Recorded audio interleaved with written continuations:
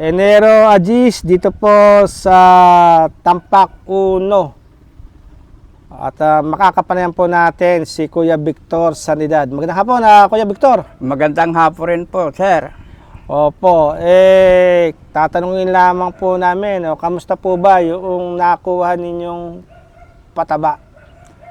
Ito na po, yung nakuha kong pataba sa DA. Kaya ginagamit ko na yung unang pag-a-apply, nagamit ko na. Tapos merong pang second pag-a-apply pa ng pataba sa second application. Ito na po, kaya pinakita ko sa inyo kung paggamit ng pataba. Ayun. Kailan niyo po ba nakuha yung pataba? Nakuha po namin ng pataba noong December 18. Oh. So, maaga po ba yun o? Eksakto lang po. Sakto. Timing na timing po ang pagkakuha namin ng pataba dahil nung nakuha namin ng pataba, yun naman ang panahon na magtatalim kami. Ayun. Ayan. So itong mga kasamahan mong magbubukid dito sa Tampak 1, gano'n rin po ba? Saktong panahon na nakuha yung pataba nila? Opo, kaming lahat po. Pero mas marami pong hindi pa nakatanim ngayon dahil di pa nila nagamit yung pataba nila. Ayun. Dahil ang naging problema po, tubig. At tubig. At least andyan na yung pataba. Nakahanda na po yung pataba. Oo. At talagang magagamit. Magagamit na po. Hindi may bebenta. Hindi na pwedeng ibenta dahil nandyan na po eh. Andyan na eh. Hindi para yung nung nakaraang panahon, yung nakukuha nilang pataba, binibenta na.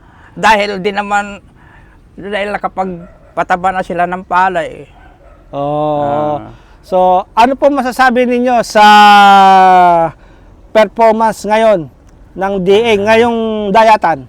Ngayon pong dayatan, ang masasabi ko po, maganda naging performance sila.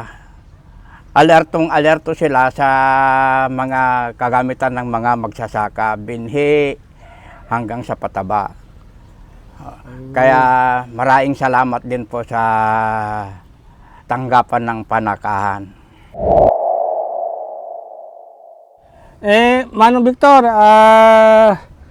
inirereklamo po ng ilang magsaka na nakakuha po ng pataba sa DA, yung presyo na turing ng mga partner merchant. Kayo po ba, magkano po ba nakuha yung pataba na galing sa partner merchant? Sa farmer merchant po, nakuha namin 1.6 ang per bags.